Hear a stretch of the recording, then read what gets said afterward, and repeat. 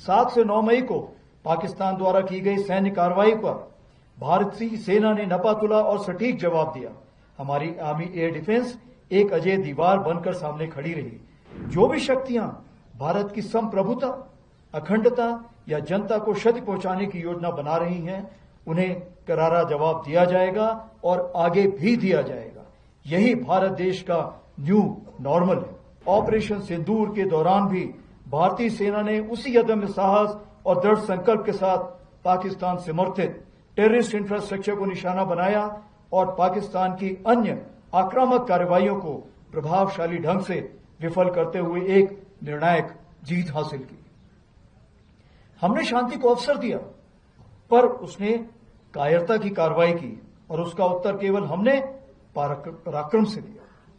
Operation सिंदूर हमारा संकल्प, संदेश भी और उत्तर भी।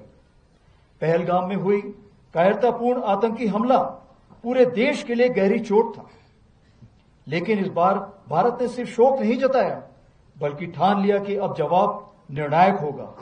देशवासियों का अटूट विश्वास और सरकार द्वारा दी गई रणनीतिक स्वतंत्रता से भारतीय सेना ने एक सुनियोजित, सटीक और निर्णायक जवाब दिया। भारतीय सेना ने 6 और 7 मई की रात को पाकिस्तान और पाकिस्तान ऑक्यूपाइड जम्मू एंड कश्मीर में 9 हाई वैल्यू आतंकवादी ठिकानों को निशाना बनाया, बिना किसी मासूम नागरिक को हानि पहुंचाए हुए। यह केवल जवाब नहीं था, यह स्पष्ट संदेश था कि आतंकवाद को सहारा देने वाले अब नहीं बचेंगे। 7 से 9 मई को पाकिस्तान द्वारा की गई सैन्य कार्रवाई पर भारतीय सेना ने नपातुला और सटीक जवाब दिया। हमारी आर्मी एयर डिफेंस एक अजेय दीवार बनकर सामने खड़ी रही, जिसे कोई ड्रोन या मिसाइल भेद नहीं सका। यह सब होल ऑफ नेशन अप्रोच के अंतर हुआ, जहां थल सेना, वायुसेना, नौसेना और अन्य सरकारी और प्राइवेट डिपार्टमेंट्स सब एक साथ मिलकर खड़े हुए, जिसमें एनजीओ भी शामिल थे। जो भी शक्तियां भारत की संप्रभुता, अखंडता या जनता को क्षति पहुंचाने की योजना बना रही हैं, उन्हें करारा जवाब दिया जाएगा और आगे भी दिया जाएगा। यही भारत देश का न्यू नॉर्मल है।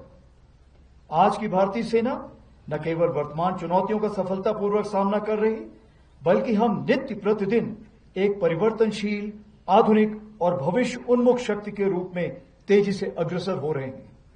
इसके अंतर्गत रुद्रक के रूप में नई ऑल आर्म्स ब्रिगेड का गठन किया जा रहा है, जिसका सैंक्शन मैंने कल ही दिया है, जिसमें infantry, mechanised infantry, armoured units, artillery, special forces, unmanned aerial system जैसे फाइटिंग कंपोनेंट्स को एक साथ रखा जाएगा और विशेष रूप से तैयार किया जाएगा, जिसमें शामिल लॉजिस्टिक सपोर्ट और कॉम्बैट सपोर्ट होंगे। इसी क्रम में भैरव लाइट कमांडो बटालियन के रूप में एजाइल और घातक स्पेशल फोर्सेस का गठन किया गया है, जो सीमाओं पर शत्रु को चौंकाने के लिए हमेशा तैयार है। हर इन्फेंट्री बटालियन में ड्रोन प्लेटून का गठन किया गया है। वहीं आर्टिलरी में शक्तिमान रेजिमेंट बनाई गई है, जो ड्रोन और काउंटर ड्रोन इक्विपमेंट और लॉयटर म्यूनिशन के साथ लैस होगी। हर रेजिमेंट में एक दिव्यास्त्र बैटरी भी बनाई गई है, जो कंपोजिट बैटरी होगी और इन्हीं सामानों से लैस होगी। इन चीजों के मद्देनजर हमारी मारक क्षमता अब आने वाले दिनों में कई गुना बढ़ जाएगी। उसी प्रकार से आर्मी एयर डिफेंस को स्वदेशी मिसाइल सिस्टम से इक्विप किया जा रहा है।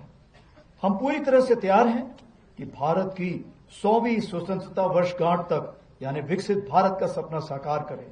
और इस राष्ट्र निर्माण में हमारी सबसे बड़ी ताकत है हमारा विशाल सेना परिवार, जो लगभग 1.3 करोड़ लोगों का समुदाय है, जिसमें सेवारत सैनिक, उनके परिवार, वेटरन्स और वीर गति को प्राप्त सैनिकों के परिजन शामिल हैं।